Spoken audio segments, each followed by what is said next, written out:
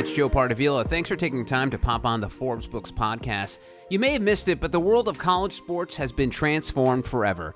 For years, student athletes weren't allowed to make money from their names, images, and likenesses while attending school. The rules were strictly enforced, and schools and players alike were punished in a myriad of ways, including having their records and achievements wiped from history books. But that has all changed. Starting in July of 2021, every NCAA athlete in the country has the opportunity to make money from their NIL, or name, image, and likeness. So what does the future of paid college athletes look like? Joining me today is Blake Lawrence, a former college athlete turned entrepreneur. Blake co-founded Opendorse, a sports tech company that connects student athletes with brands and marketing opportunities. Hey, Blake. Joe, thanks for having me on. Blake, I have to ask, and be serious. I'm serious here. Do you own a time-traveling DeLorean and bought a sports almanac in the future? How did you know that in July of 2021, after the worst pandemic in 100 years, that college athletes would be allowed to profit off their names? You'll never know. Joe, I was sworn to secrecy. The DeLorean is parked out back. All right. Well, you're very vague on your answer there. So tell me, when did this idea come to you that Opendorse could be a feasible startup? The genesis for Opendorse would go all the way back to 2007 in a dorm room in Lincoln, Nebraska. I walked in day one as a football player at Nebraska, met my roommate, Audie Kanalik, and he was a kicker at Nebraska. And from that day to this day, I've been working alongside that guy to help every athlete make the most of whatever window of opportunity they have. And what I'll say is why we started Opendorse, Joe, is very near and dear to the student athlete experience that most people go through. You know, I became a starting linebacker in Nebraska. Audie went on to play in the NFL for the Panthers, the Broncos, and Bills, and my career was cut short. I was starting linebacker one day, next day could never play football again. Suffered 4 concussions in a little over a year, was forgetting my name and plays, and decided to step away.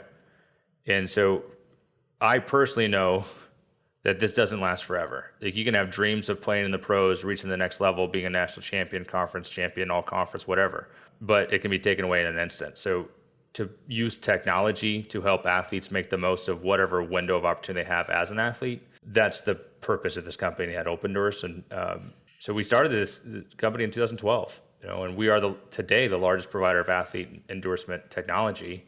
Most people are hearing the words Opendorse for the first time in 2021, but we've been working on this for a decade. But all the way back to that same root is that you never know how long your career is going to last as an athlete. Your influence is rather high when you're a collegiate student athlete, and if we can provide technology to help those collegiate student athletes make the most of it, then we're going to win. And as a Gen Xer, I've heard the argument over the course of my life is college athletes, they're being paid with their scholarship. Isn't it enough that they're getting college for free?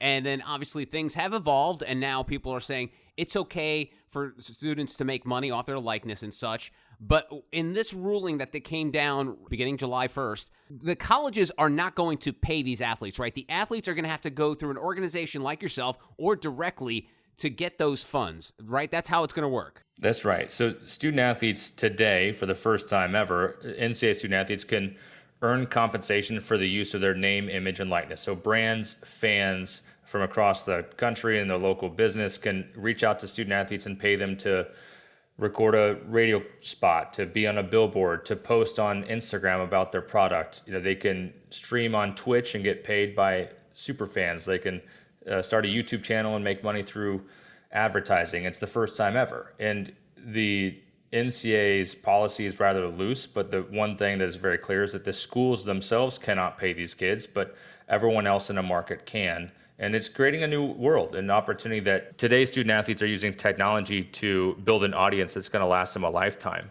But most of those student athletes are the most marketable while they're on campus. And so opening up the opportunity for student athletes to use technology or tools or just their own grit and determination to land deals with local businesses and brands or get compensated for autographing items for fans. And it's a whole new world. And it's something that, again, for most of these athletes, this is their window of opportunity. And the fact that they can now capitalize on it, it should be exciting for every sports fan, because you've been watching and supporting student athletes on television or going to events and games, and you've known the whole time as a sports fan that they're not being compensated for the entertainment they're providing you. But now there are ways for brands and fans to directly support those student athletes that make college sports so great. Okay, so I get the why of why Opendorse exists. I get why now student athletes will be able to profit off their name, image, likeness. How do you fit in this space? What are you doing? I know the tagline of merging technology and athletes and all that jazz, but talk to me in layman's terms of what you're doing with these athletes. Yeah, so if for brands, fans, anyone listening, you go to opendorse.com and sign up, you'll find that booking an endorsement deal with an athlete is as easy as booking a trip on Expedia, right? You are able to browse 45,000 plus athletes, understand like what their interests are, where you go to school, what pro team they play for, what league they play in, if they're willing to do a tweet, to sign an autograph, make an appearance, and you can just pitch directly to your favorite athlete. Say, hey, I would like for you to show up at this event. I'd like for you to post about my business, whatever it is. Opendorse handles everything from pitch to payment in just a few clicks. We handle even tax preparation for the athlete. So it is, for most people, again, like how did you get here?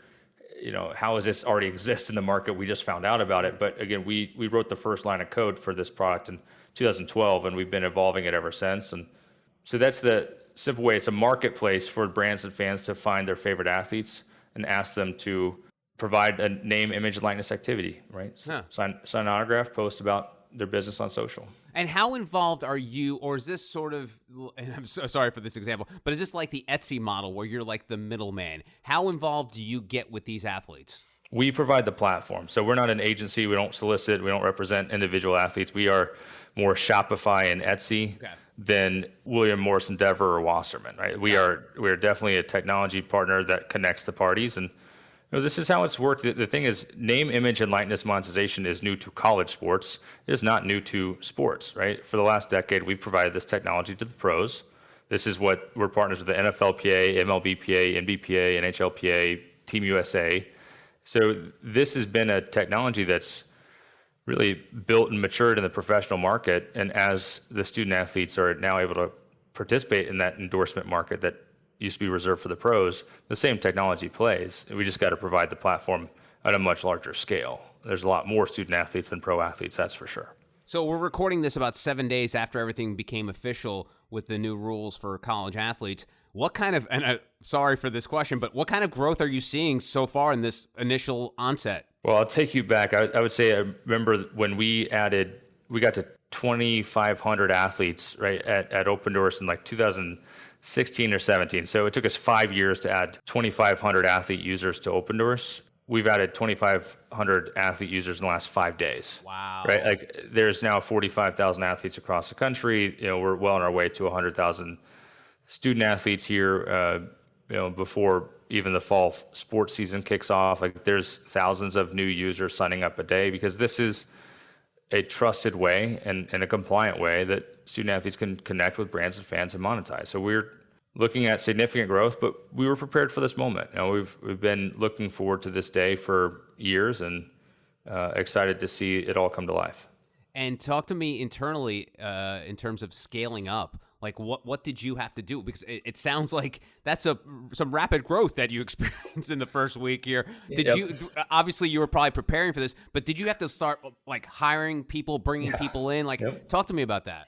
So we've got 62 employees at Opendorse. We've hired 27 since January. So we've doubled the size of our team, mostly technology team, product engineers and product designers and quality assurance and analysts, like to make sure that we have the best product in the market and make sure that student athletes have the best tools in their pocket to make the most of this opportunity. And so that's been a lot of growth there. And then we've got a lot of growth on the marketing and sales front coming. So the demand has actually exceeded our capacity. We've got a lot of buildup in terms of brands that want to get in and do more, right? Kind of ask for a little concierge type service. So we got to make sure we got that. But yeah, we've added 27 new employees in the first 6 months of 2021, and we'll probably add the same amount in the following 6 months to make sure we're keeping up with the demand. Okay, and so this is a Forbes Books podcast. You are an entrepreneur. Let's get down to it. How does Opendorse make money?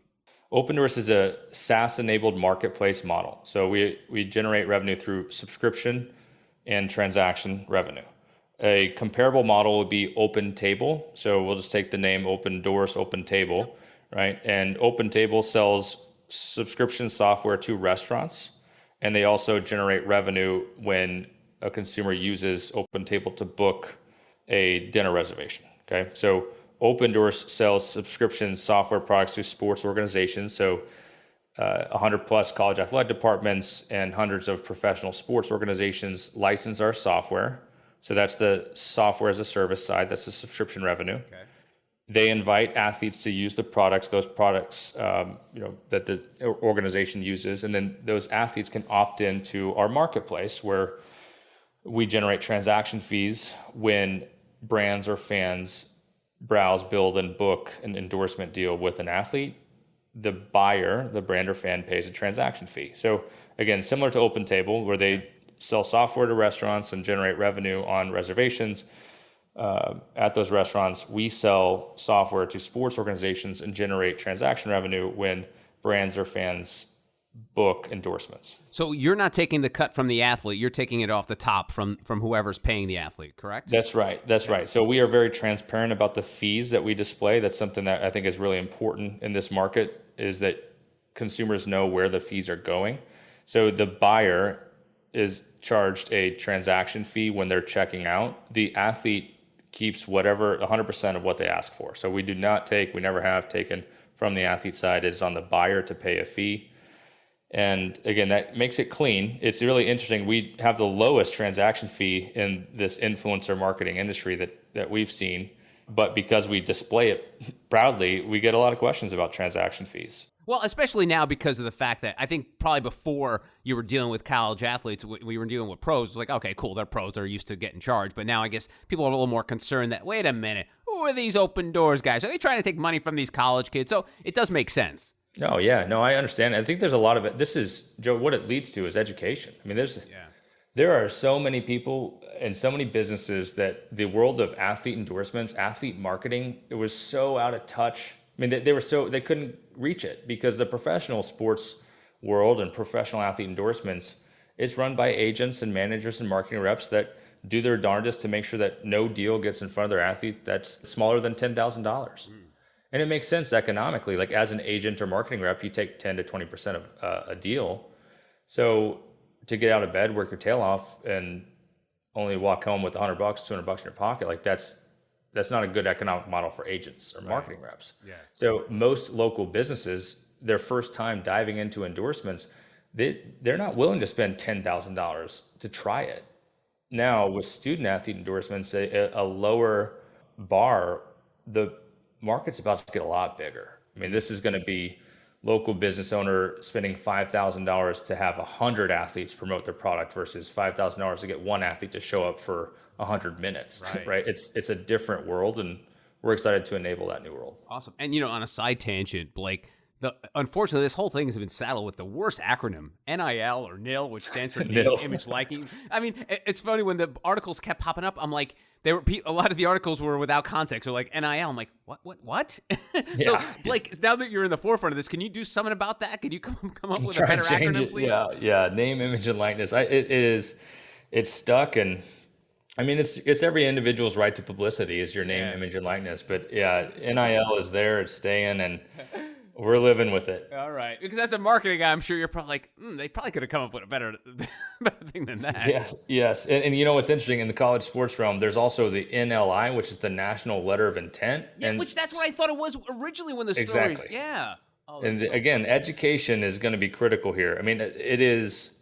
There will be consumers that for the first time this fall, they see their favorite player after a game sitting by his car with a line and $20 handshakes, signing autographs, and someone's going to walk up and say, hey, you can't do that. And then somebody's going to say, no, you can now. This is how it works. And that's a whole new world now. The NCAA and the entire market has been pushed into a position where all this happened way faster. This is the biggest change that happened in college sports in the last century. And it happened in a whirlwind week where was there going to be rules, no rules? Is there a federal bill, no federal bill? And the market's still going to be educated. And we're looking forward to seeing the fully mature market. And once somebody understands how this is all going to play out. And so I got a hot take on this, Blake, so let me know if I'm right or wrong on this. But I think this new era will usher in a competitive balance in sports because, as you know right now, it's let's take, for example, the most common college football. It's Alabama and everybody else. I mean, Alabama just hoards all these 5-star recruits. But now because of these athletes in the NIL era, Alabama can't hog 5-star running backs. They can't have 4 of them on their roster because that guy who's 3rd or 4th string is going to be like, wait a minute, I'm not going to make any money here. I'm going to have to go to like a Pac-10 or Big Ten school because there's no way I'm going to be able to boost my Q score or my recognition by sitting on the bench at Alabama. Do you agree with that? No, I do agree. There's a new metric that matters in the recruiting experience for student athletes across the country, and it's social media follower count. And that's one of them. Okay. Yeah. So if you're choosing a school, you want to go to a school where the kids that are on the school's roster have a large social audience. That means that if you go to that school, then you're going to have instant boost and support in your marketing value. No matter who you are. Like if you go to Alabama, Florida, you go to Clemson, all these schools. Right. The minute you walk in the door, put on that jersey, your social media account's going to explode. That's right. That's right. The minute you commit, I mean, this is how it works today. Clemson started investing 10 years ago heavily in social digital media, and this has been the most successful decade of college sports and for any program in terms of Clemson. And so that's an example of investing in social digital media. That matters a great deal in today in society. It matters a great deal to this class of recruit. So social media audience matters, certainly. The next one's going to be the market size. And you got to look at it 2 different ways here, Joe. Is like, if you're going to go to a big market, like a Los Angeles or a Miami, the pitch there is that, hey, look at all these consumers. You got to have a lot of businesses, a lot of opportunities, but also a lot of competition. So if you go to a smaller market, you have less consumers, but they're diehard and passionate about that school. So you could get those local sponsor deals.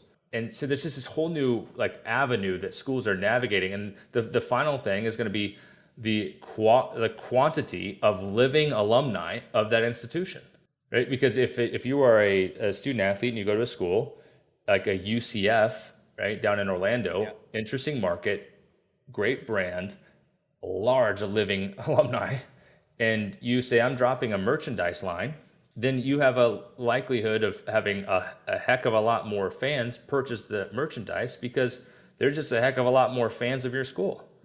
Those things are going to have an impact. But what's cool about it is it opens up that schools that maybe have been at a disadvantage because of on-field success or different types of revenue streams just haven't flowed their way. Student athletes can go to markets that were largely untapped and take advantage of this new NIL opportunity and see those programs rise with them.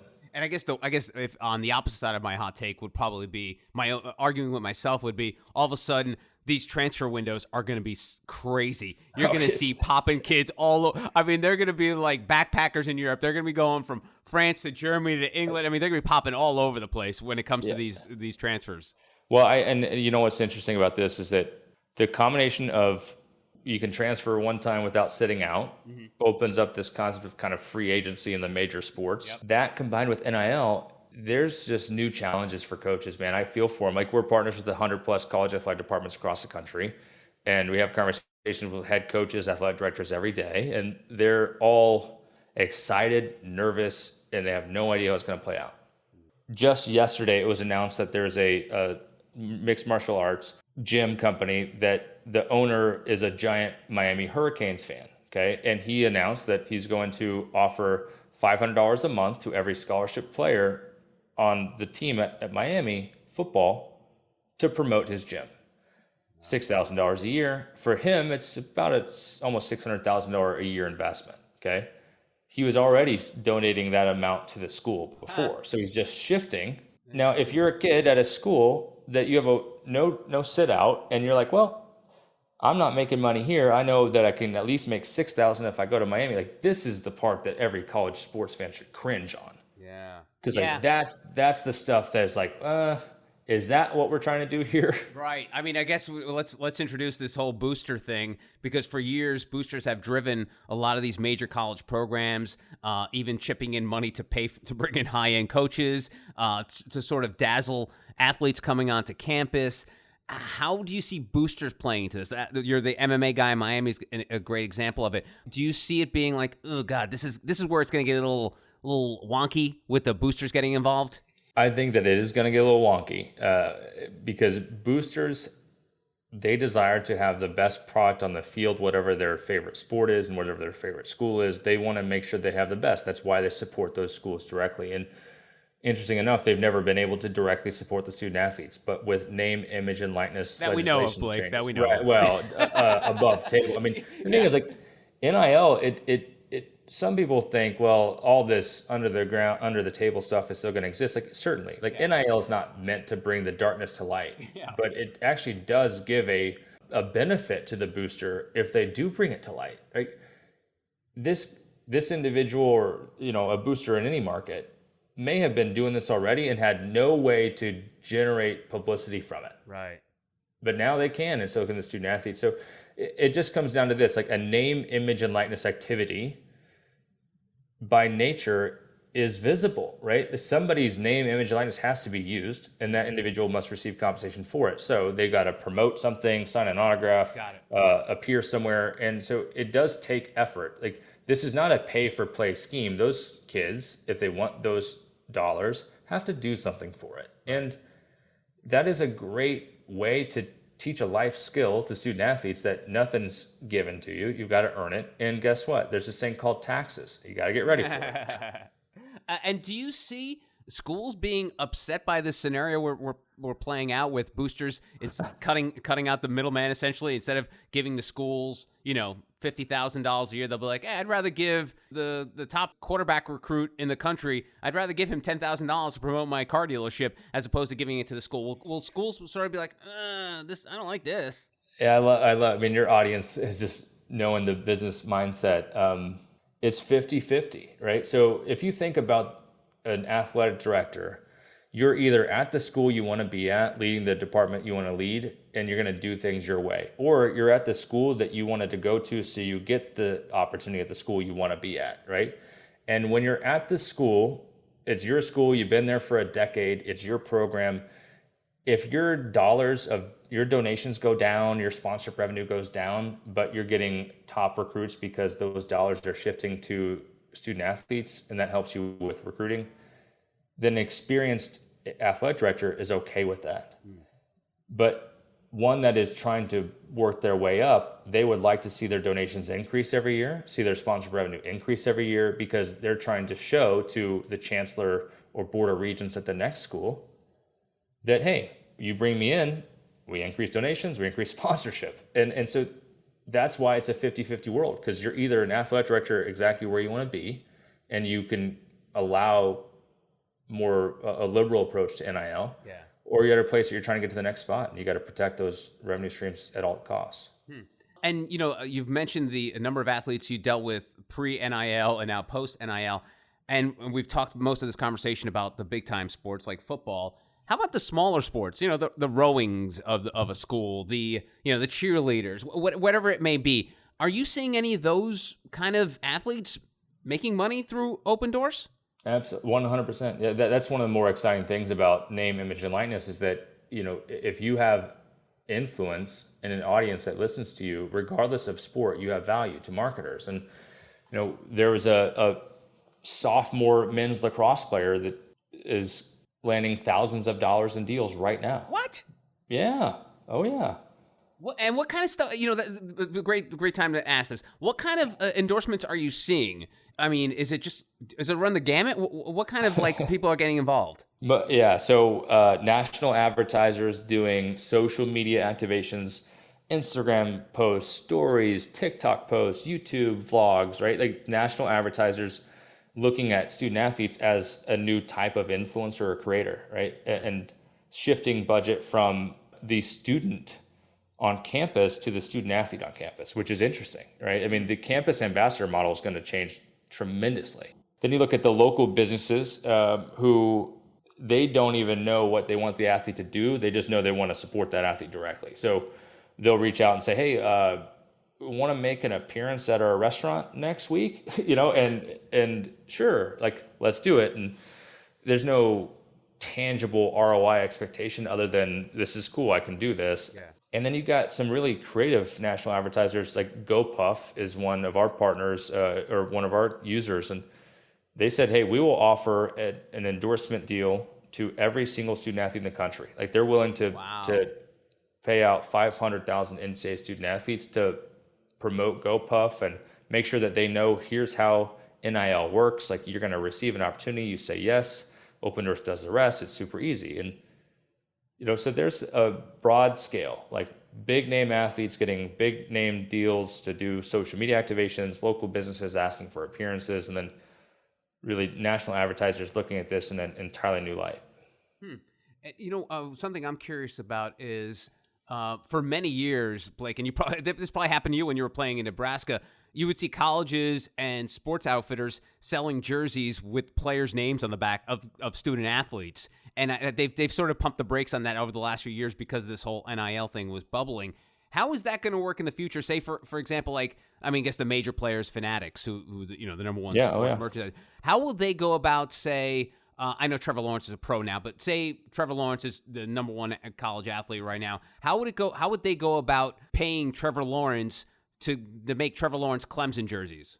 Yeah, so they would have to have the rights. So for any licensee, a manufacturer of licensed product like jerseys, trading cards, video games, like go into any gift shop and any college athletic department or whatnot, you're going to see all this licensed product, and you're never going to see the student athlete's name on it. But now you can. And so that licensee simply has to get that individual student athlete's name, image, and likeness rights to put them onto the product. So you could see this fall your favorite player's jersey in the team shop or something. Yeah, exactly. Right. And it's going to be really interesting. And the NCAA's proposed legislation, before they just said there's no rules, the NCAA would actually disallow the commingling of student athlete and school IP. So you wouldn't be able to see jerseys or video games or trading cards. It would have to be a jersey that says either Lawrence on the back with no Clemson marks, or a jersey that has Clemson marks but no Lawrence on the back. You had to choose either or. But now that's out the window. Now you can do both. It's really going to come down to the economic model and benefits, because again, thinking about Forbes and that audience, those listeners, when you go to a store and you buy a jersey, okay, if it's got your favorite school on it, let's say Clemson, then Clemson's going to get a royalty on that, right? They're going to get paid, for the sale of that product. Yep. And if it now says Lawrence on the back, here's a question. Is Clemson going to take a smaller royalty to allow their student athlete to benefit? Or are they going to ask for the retailer or the licensee like Fanatics to pay more, which is going to cut into the licensee's profits, because if they're going to have to pay another 5% here. Interesting. So that's really the challenge here is that our school is going to give on their royalty to allow student athletes in. Merchandising is a multi-billion-dollar a year. I mean, it's like $4 billion a year in college. Wow. So there's not a part of that a school wants to give that away. But the first school that does is going to benefit, because they're going to say, well, look what we did. And wasn't this whole thing sort of the match that started this fire was over video games, right? Because we're in college athletes all ticked off that, wait a minute, these video games are being sold for $50-$60 a pop, and my name's on it, and I'm not seeing any of that. Hey, Joe, I don't know if they're ticked off, because I was in that game, right? I mean, we would I played football in Nebraska, so 2007, 8, 9. So NCAA football, 2008, 2009, 2010, those 3 titles, I waited in line, got it at midnight, went home and see what they rated me. I was in the game, man. It was me. And hey, Joe, guess what I got up to? What'd you get? 85 overall, baby. Come on. What? No yes, way. Sir. Who did you pay for that? That's a pretty high rating. I know, right outside linebacker number 40 in NCAA football 2010 at Nebraska. That was your boy. And, it was quite rewarding, but you got nothing. It was rewarding. It was cool that you got the 85 rating, but you got nothing. Hey, but we got some money from the lawsuit. So they did settle. It was class action. And guess who started that lawsuit? Here's a fun trivia. It was a kid from UCLA, right? Well, that's Ed O'Bannon. That's different. Oh, okay. Sam Keller is his name. Sam Keller was the starting quarterback at Nebraska my freshman year. Oh, okay. So I know, I mean, this is my teammate that went on to basically file the class action lawsuit against the NCAA and EA Sports, which led to the ending the EA Sports college football game. Oh, so it's Sam's fault we don't get any. We haven't got one since 2014. Yeah, and Sam, and I know he's not listening, but if he is, Nebraska football went 5-7 in 2007. We weren't too hot, so.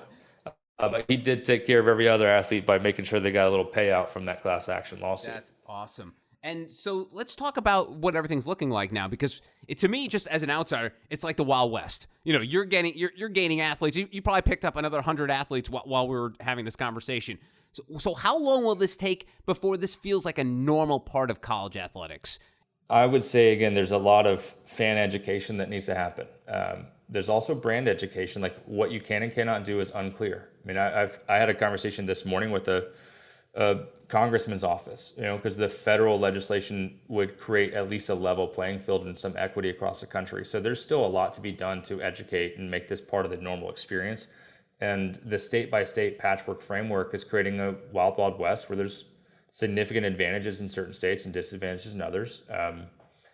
And I don't think that's good for the future of college sports. So the sooner there's a federal bill, the sooner there's clarity on what can and cannot happen. And then I think we're 2023, 24, 25, where, these next 3 years, you're going to see a lot of players come and go, technology providers that pop up and want to play in the space because they read a headline or listened to this podcast.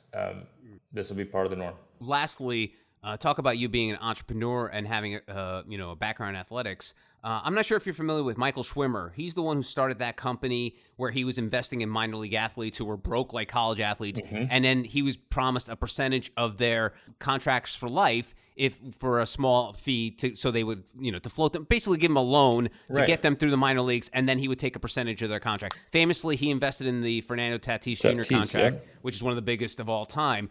So he was a former major league pitcher. You're a former premier college athlete. So talk to me about how athletics and sort of your background in that has fueled you as an entrepreneur.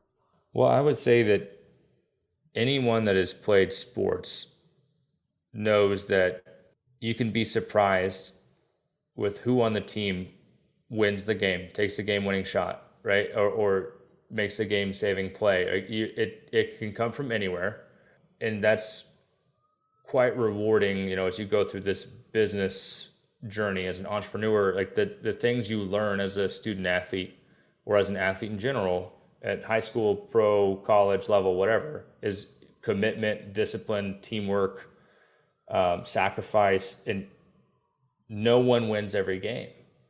So you learn how to lose, you learn how to study, and you learn how to get better every day. I mean, those are things that help every entrepreneur, help every business person.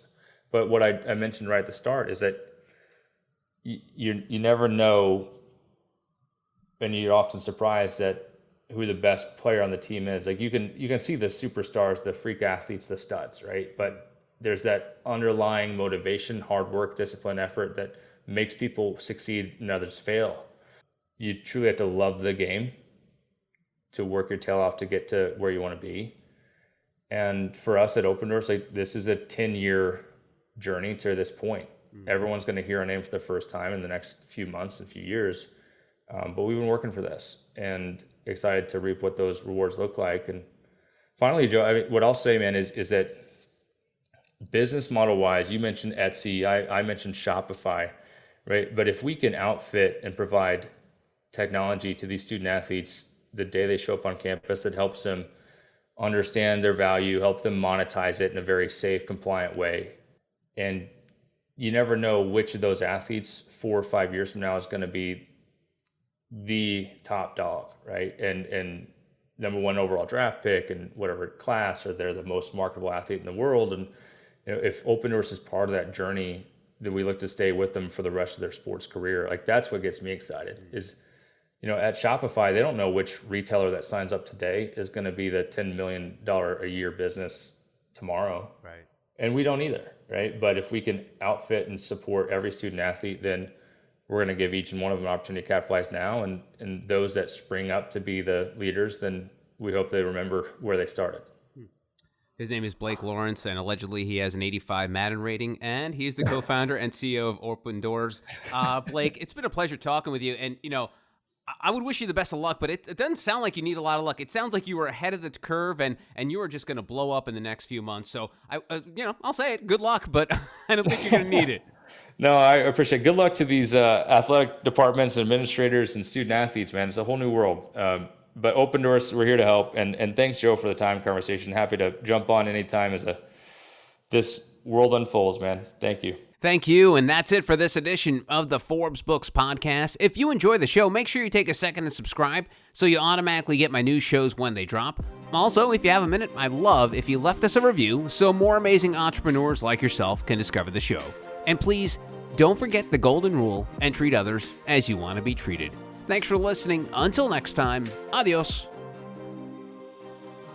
This has been a production of Forbes Books Radio. Find out more at ForbesBooksRadio.com.